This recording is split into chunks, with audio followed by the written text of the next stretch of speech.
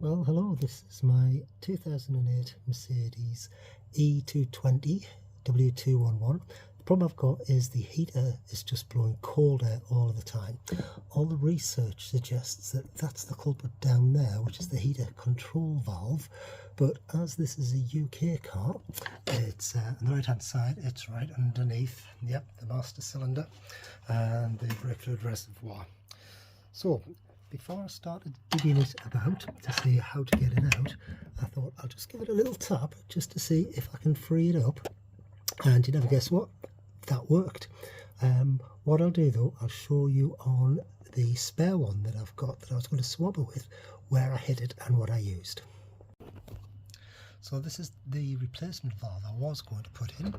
I put it in the same orientation as the one fitted in the car. If we go back down and have a little look, so I'll pull this hose out of the way just so you can see it with the screwdriver, just so you can see it down there.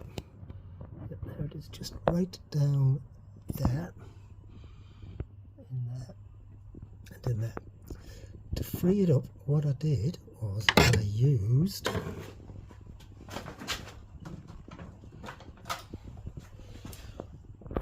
hook tool that I've got. A better picture. And what I did, I can't really show you one-handed, but I just rested it on this one here. You can see I just rested it there. Give it just a few little light taps with the hammer while the heater was on full hot air blowing, just to make sure that it would connect. But you can sort of get the idea if I put it down. Yeah, you can't see it into there. But as I say, on this one, the spare one, put it back in the orientation that I had it in. It went there. I just gave it a few little taps. Don't hit it hard because you'll break it, but a few little taps on the end there with that. Give it a few little more knocks with that. Getting this right angle thing did the job.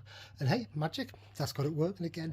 I know it's going to be a temporary measure and I know it's going to fail again, but look at where that is. That's going to be a mammoth job to get it out. So hey, it's got the car working again for hopefully another few months.